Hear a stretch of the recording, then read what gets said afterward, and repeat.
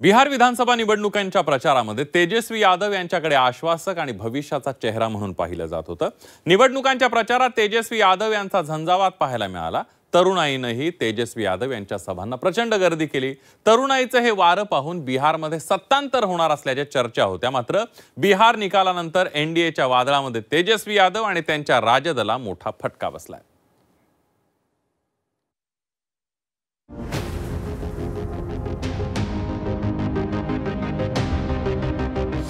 एनडीएच्या वादळात झाकोळले तेजस्वी।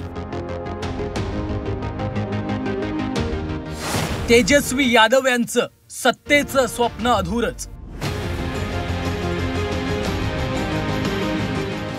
तरुणाईत क्रेज असूनही पदरी अपयश। बिहार विधानसभा निवडणुकीत मतदारांनी तेजस्वी यादव आणि त्यांच्या राष्ट्रीय जनता दलाला मोठा धक्का दिला। तब्बल 144 जागा लढवणाऱ्या राजदला अपेक्षित यश मिळालं नाही। निकालाच्या दिवशीही तेजस्वी यादवांकडनं बिहारमध्ये सत्तांतराचा दावा करण्यात आला। चलिए हम लोग जीत रहे हैं, बहुत शुभकामनाएं आप लोगों को।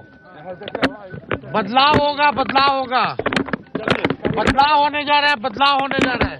चलिए सरकार बना रहे हैं। चलिए। मात्र सुरुवाती कलांमध्ये जोरदार मुसंडी मारणाऱ्या राजदची दुपार होता होता पार धुळदाण उडाली।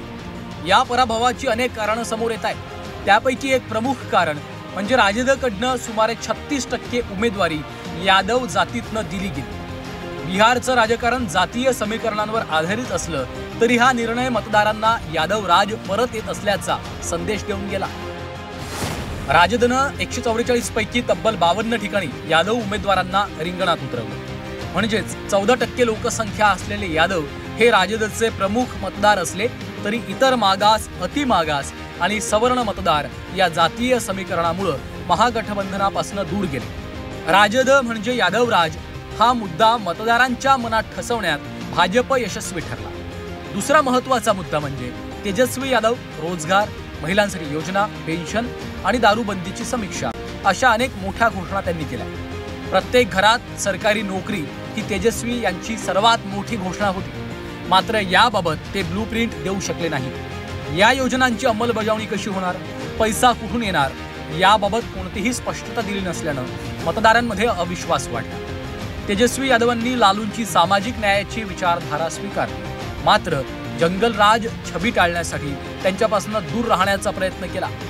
पोस्टर्समध्ये लालूंच्या फोटोंना छोटं स्थान दिल्यामुळे लालू समर्थक नाराज झाले।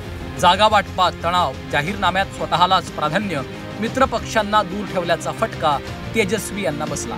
जाहीरनाम्याला तेजस्वी प्रण असं नाव दिल्यामुळे मित्रपक्ष नाराज झाले। काँग्रेसनं गॅरंटीवर भर दिला तर तेजस्वी यांच्याकडनं नोकऱ्यांचे वायदे करण्यात आले। आज वो जनरेशन, वो नौजवान जिसके ऊपर लालू यादव का बेटा बहुत डिपेंड कर रहे थे कि वो युवा वर्ग हमको वोट देगा, वो नौजवान जिसने लालू यादव की सत्ता नहीं देखी थी, उसको भी, उसके अंदर भी डर पैदा था कि अगर लालू यादव नहीं, उनका बेटा भी चुन के आ गया तो फिर से बिहार के कानून और व्यवस्था बर्बाद हो जाएगी। महागठबंधनच्या मुस्लिम अनुकूल प्रतिमेला भाजपनं अत्यंत प्रभावीपणे उचलून धरलं। मुस्लिम बहुल जागांवर राजदला फायदा झाला असला तरी उर्वरित राज्यात त्याचा तोटाच जास्त झाला।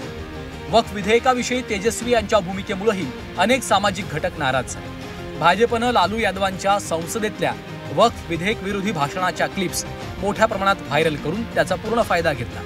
त्यामुळे तेजस्वी यादव यांच्या प्रचार सभांमध्ये तरुणांची गर्दी होऊनही त्याचं मतांमध्ये रूपांतर झालं नसल्याचं पाहायला मिळालं। परिणामी बिहारमध्ये सत्ता स्थापनेचं तेजस्वी यादवांचं स्वप्न अधूरच राहिलं। ब्युरो रिपोर्ट, झी 24 तास, मुंबई।